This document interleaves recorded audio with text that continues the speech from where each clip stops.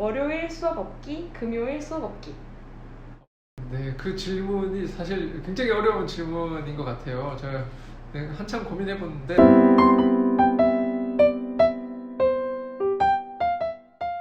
네, 한양대학교 수학과에 재직 중인 부교수 서재용입니다. 현재 암호 및 알고리즘 연구실을 운영하고 있습니다.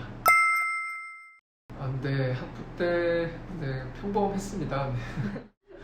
사실 저희 커리어 개발로 학생들이랑 면담을 많이 하면서 제가 학부 때 어땠는지 이야기를 많이 해주긴 하거든요. 네, 주로 어땠냐면은 정말 평범했고요. 평범하다는 게 그냥 보통 학생들처럼 공부 말고 많이 놀러 다니고 그런 이야기하면 학생들이 놀래더라고요. 그렇게 막 모범적인 학생은 아니었던 걸로 기억을 하고요. 네, 많이 놀고 학점도 별로 안 좋고요. 네, 뭐 그렇습니다. 네.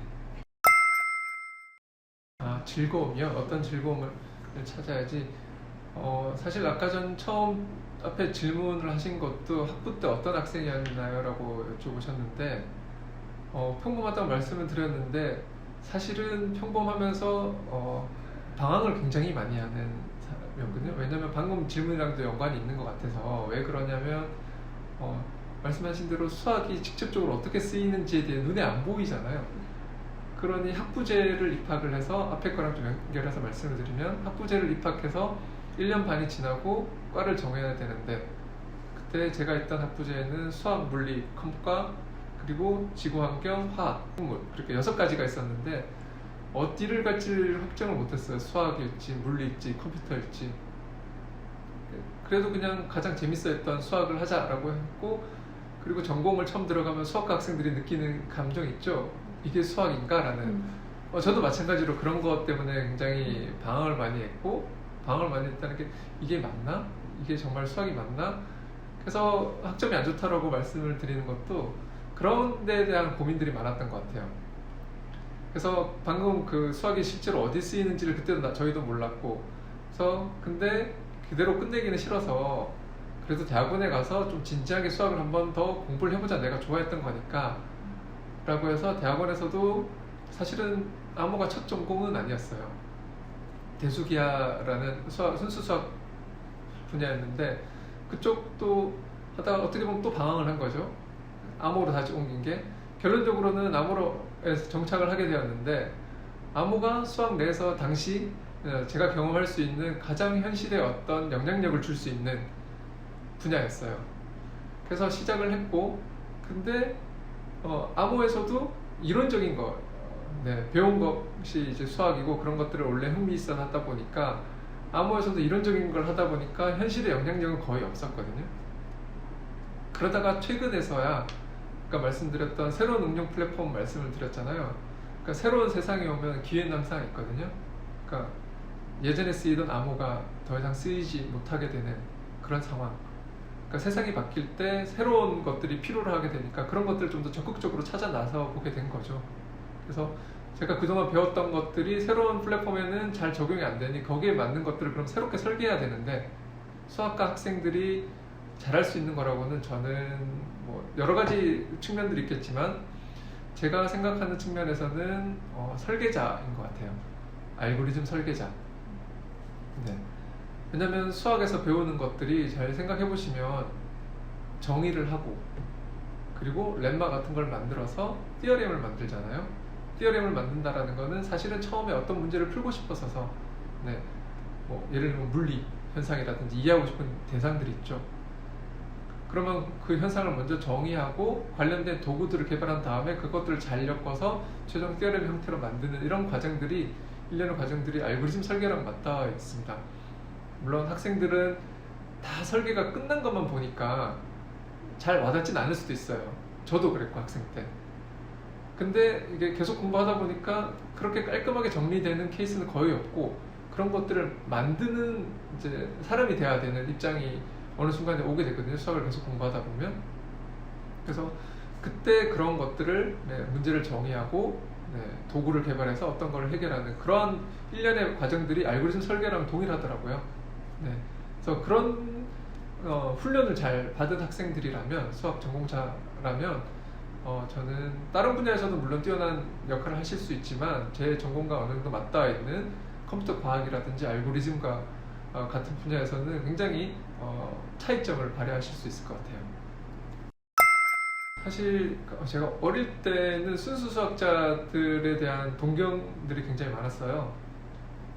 근데 그 여러 수학자들이 있는데 그러다가 점점 바뀌다가 최근에는 응용 수학을 하게 되면서 사실은 여러 수학자들이 있지만 그 중에 꼽자면은 앨런 튜링이나 셰넌 같은 분들, 어떻게 보면 수학자이기도 하지만은 컴퓨터 과학자라고 불릴 수도 있는 분이 있어요. 정확히는 컴퓨터 과학자가 아니고 컴퓨터 자체의 학문 분야를 개척하신 분들이죠. 그래서 그런 분들이 좀 더 저는 아무래도 관심이 많이 가고 그분들이 어떻게 했는지, 왜냐면은 전에 없던 걸 만들어내는 분들이 저는 상대적으로 뭔가 멋져 보이더라고요. 네. 네.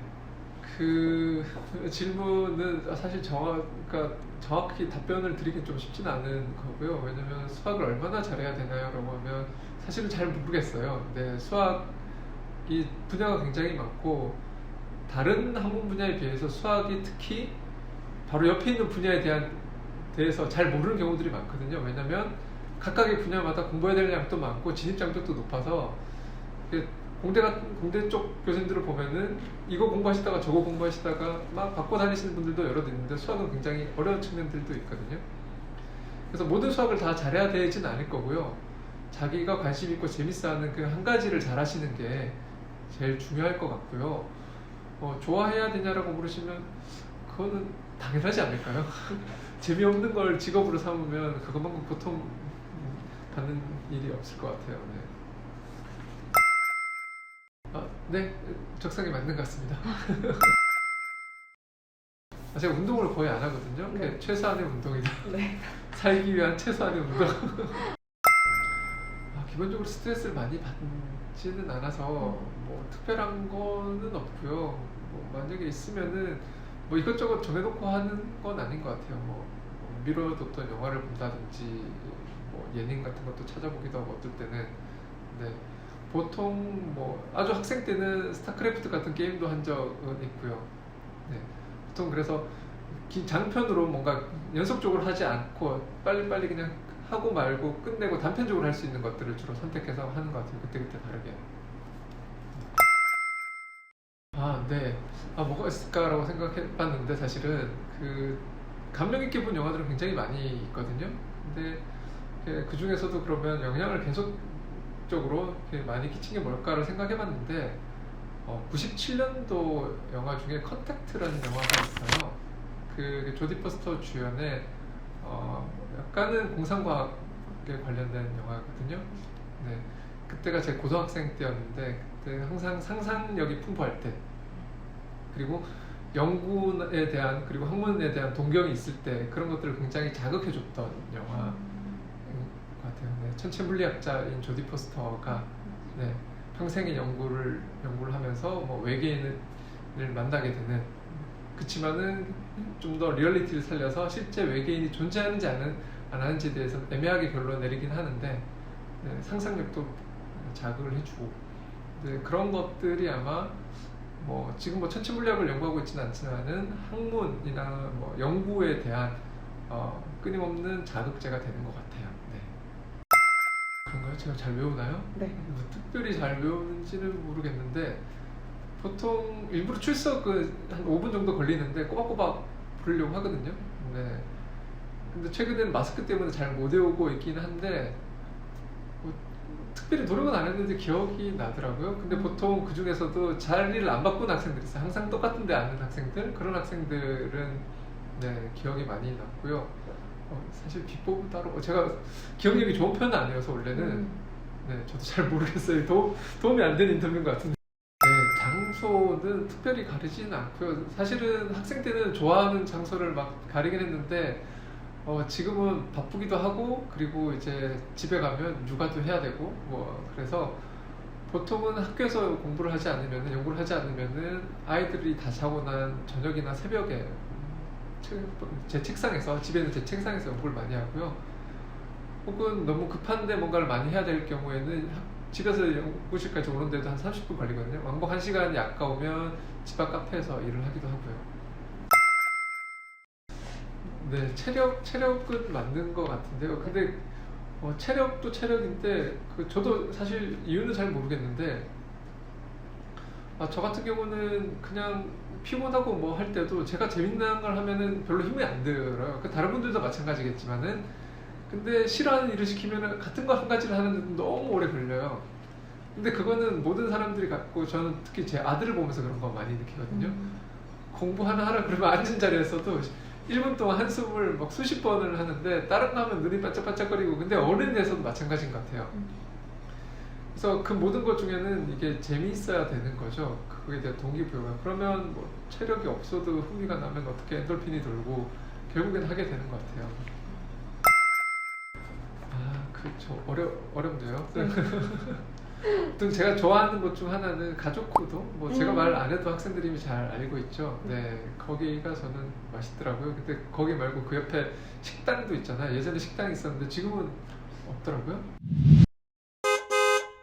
월요일 수업 없기, 금요일 수업 없기. 월요일 수업 없기. 네.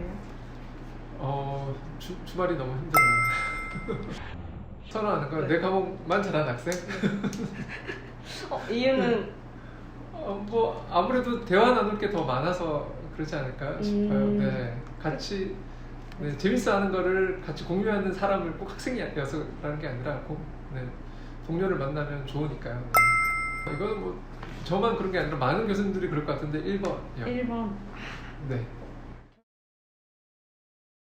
결과가 중요하다기보다는 이미 다 아는 내용인데 예를 들면 자기는 다 혼자서 다 알 수 있는데 힘겹게 수업을 듣는 게 과연 맞을까? 네. 그래서 결과가 중요하다라기보다는 자기 시간을 잘 관리하는 학생이 더 중요하지 않을까 싶어서요. 네. 자기 못 알아듣는데 억지로 시간 낭비하면서 앉아 있는 것도 별로잖아요. 네. 그래서 자기 시간을 적극적으로 잘 활용하는 학생이 더 좋다라고 생각합니다. 해주고 싶은 말은 정말 참 많이 있죠. 네.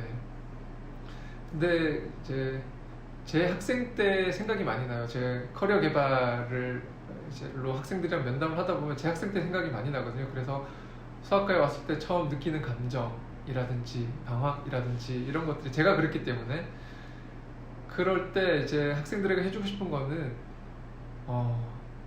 일단은 해보라라는 거예요. 뭐가 됐던. 네, 실패를 해도 좋고, 네, 저 같은 경우에는 뭐 그런 이야기도 한 적이 있는데 학생들에게 물리를 그리고 뭐 컴퓨터, 수학 어느 갈지 몰라서 다 한 번씩 다 들어보고 그리고 고시 공부도 심지어 해본 적이 있고 학생 때는 방황을 해야 된다고 생각해요. 저는 방황이 나쁜 게 아니라고 생각해요. 해보지 않는데 내가 어떻게 알겠어요.